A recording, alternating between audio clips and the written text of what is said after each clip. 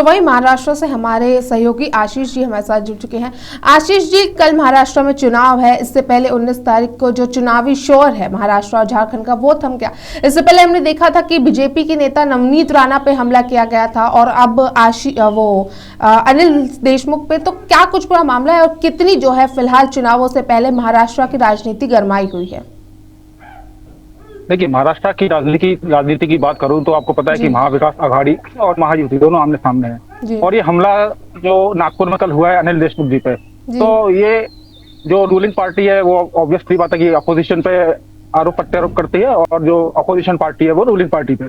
तो जैसे कि आपने देखा था कि संजय राउत जी का कल ट्वीट भी आया था कि उन्होंने साफ साफ कहा है कि नागपुर जैसे एरिया में जो कि हमारे मंत्री है हमारे देवेंद्र फडणवीस जी के अंडर आता है, तो उन्होंने साफ तौर पे उन पे आरोप लगाया है कि उन्हीं के कहने पे ये सारा हमला हुआ है, जबकि इसकी कोई पुष्टि नहीं की गई है। अभी इस हमले के बाद उनको भर्ती भी किया गया अस्पताल में, हल्के हाल उनका इलाज भी कराया गया। और जैसे कि चुनाव की बात है, कल यहाँ पे चुनाव चालू हो जाएंगे, कल शाम से ही जो चुनावी प्रचार का शोर था वो थम चुका है।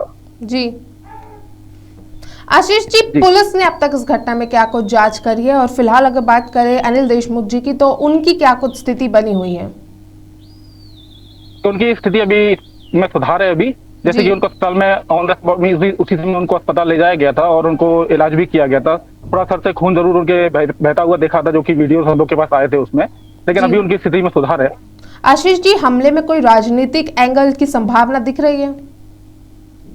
देखिए बिल्कुल, हाँ बिल्कुल, देखिए राजनीतिक एंगल अभी कोई ऐसा साफ नहीं हुआ है, ना ही रूलिंग पार्टी ने इसको अपनी तरफ लिया है, ना ही अपोजिशन ने।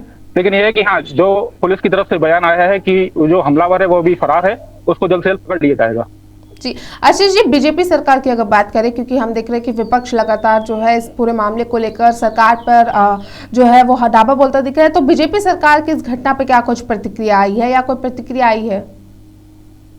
देखिए, बीजेपी सरकार की तरफ से अभी इस हमले में कोई प्रतिक्रिया नहीं आई है। हाँ, जो हमारे जैसे मैंने बताया कि ट्वीट्स आए हैं जरूर महाविकास आघाड़ी की तरफ से, उनका साफ कहना है कि ये बीजेपी का फेलियर है, ये बीजेपी के राज्य में हुआ है, क्योंकि नागपुर जो विधानसभा क्षेत्र है वो देवेंद्र फडणवीस के अंदर आता है।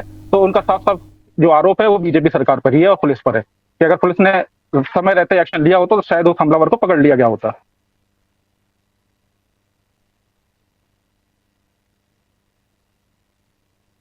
मैं आपकी आवाज नहीं आ रही है। राजनीतिक माहौल में कोई बदलाव फिर होता दिख रहा है?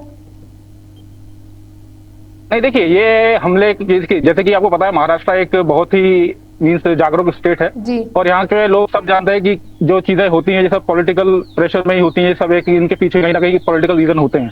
तो ऐसा कुछ राजनीतिक उलटफेर होता हुआ दिख नहीं रहा है कि इस हमले की वजह से कुछ उथल पुथल मची हो। जी आशीष जी, आपका बहुत बहुत शुक्रिया तमाम जानकारी के लिए।